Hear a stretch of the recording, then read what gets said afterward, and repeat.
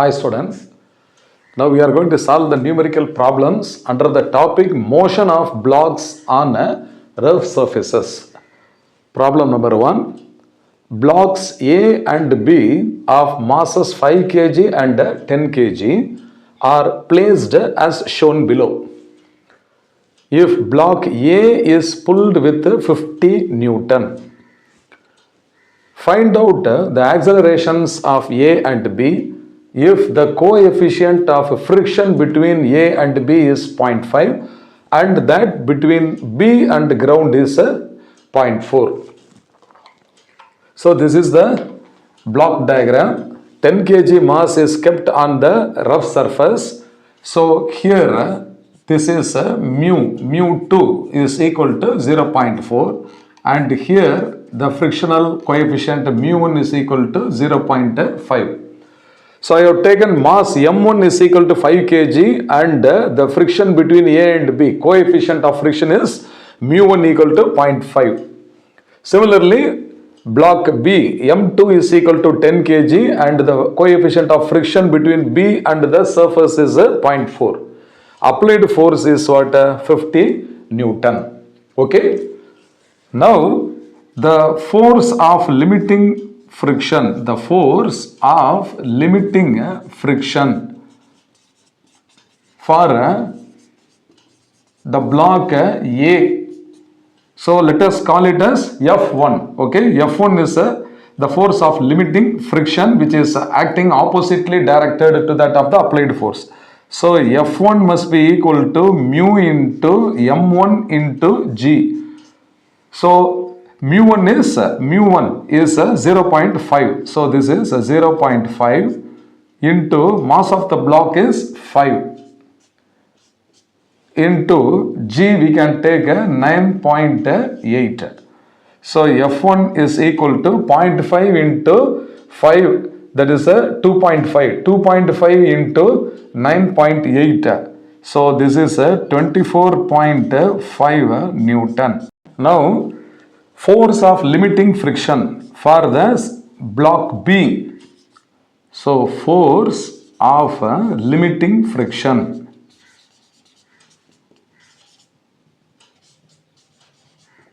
for the block B.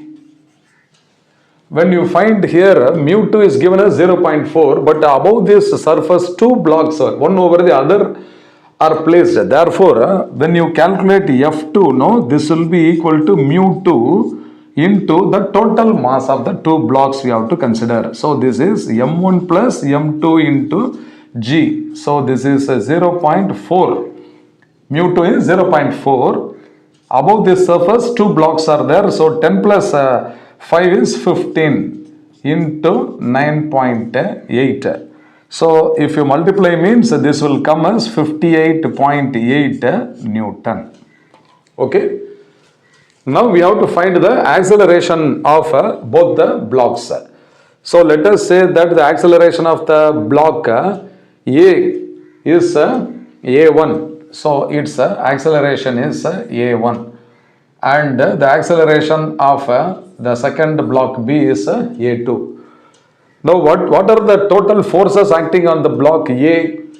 The applied force is in the forward direction along the x-axis and the opposing frictional force F1 is along the negative x-axis. So under the action of these two forces we have to apply for acceleration. So for block A, okay, for the block A, if you draw the free body diagram, so this is the mass M1. Here is the applied force and this is F1 is the opposing force and this is the direction of the acceleration. Okay. So F minus F1 must be equal to M1 into A. So F is equal to 50 Newton. So 50 minus F1 is how much? 24.5. So this is a 24.5. So this is equal to 5 into A. 5 into A. So 5A is equal to 50 minus 24.5 is 25.5. Therefore, A is equal to 25.5 divided by 5. So, 5 5s are 25, 5 ones are 5. So, A is equal to 5.1 meter per second square. This is the acceleration of the first block. So, the acceleration is represented as A1. Okay, children? So, the acceleration of the block A is found to be 5.1 meter per second square.